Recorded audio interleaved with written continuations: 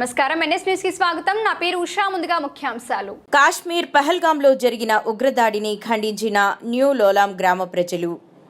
ఉగ్రదాడిలో మరణించిన వారి పవిత్ర ఆత్మకు శాంతి చేకూరాలని నిర్మల్ జిల్లా కేంద్రంలోని దిలావర్పూర్ మండలం న్యూ లోలాం గ్రామంలో కొవ్వొత్తులతో ర్యాలీ నిర్వహించారు. టెర్రరిస్టులను కఠినంగా శిక్షించాలని నినాదాలు చేశారు. మరోసారి ఇలాంటి దాడులు పునరావృతం కాకుండా చర్యలు తీసుకోవాలని కోరారు. ఈ కార్యక్రమంలో గ్రామ ప్రజలు, యువకులు పాల్గొన్నారు. మాతాకి జై. ఏదైతే పహల్గాంలో ఉగ్రదాడి జరిగిందో ఇది నిజంగా చెప్పాలంటే హీనమైన చర్య. దీన్ని భారతదేశం ముక్త కంఠంతో ఖండిస్తున్నది. ఇలాంటి దాడులను తిప్పికొట్టడానికి భారతీయులంతా ఒకటి కావాల్సిన అవసరం ఇప్పుడు మనకు ఏర్పడ్డది. అక్కడ ఏం జరిగింది ప్రతి వాళ్ళు మీడియాలో, ప్రతి వాళ్ళు సోషల్ మీడియాలో గమనిస్తూ ఉండాలి. ఎందుకు జరిగింది దాడి, ఈ ఉగ్రదాడులు ఇప్పటిదాకా జరిగినవి వేరు, ఇప్పుడు జరిగింది వేరు. దానికి దీనికి భిన్నత్వం ఏమున్నది అని అంటే ఇక్కడ మతపరంగా జరిగినట్లు మనకు క్లియర్ కట్గా అర్థమవుతుంది. బట్టలు ఊడదీసి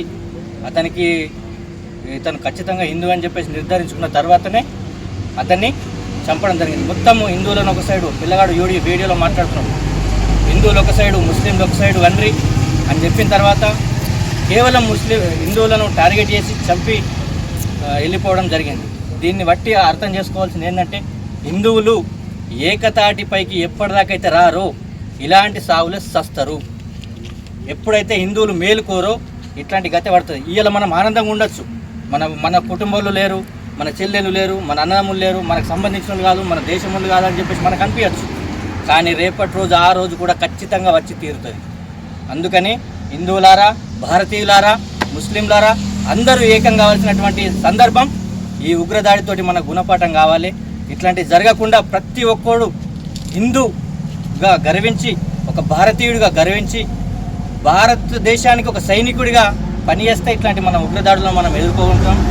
అందుకనే ఈ పహల్గాం యొక్క దాడిని మనం అందరం ఖండించి వాళ్ళ ఆత్మకు శాంతి కలగాలని, ఎవరైతే చనిపోయినరో వాళ్ళకు ఆత్మశాంతి కలగాలని చెప్పేసి ఈ యొక్క కొవ్వొత్తుల ర్యాలీ లోలంలో నిర్వహించడం జరుగుతుంది. వాళ్ళందరికీ శాంతి కలగాలని మనమందరం మనస్ఫూర్తిగా హృదయపూర్వకంగా కోరుకుందాం. భారత్ మాతాకి జై. భారత్ మాతాకి జై. భారత్ మాతాకి జై.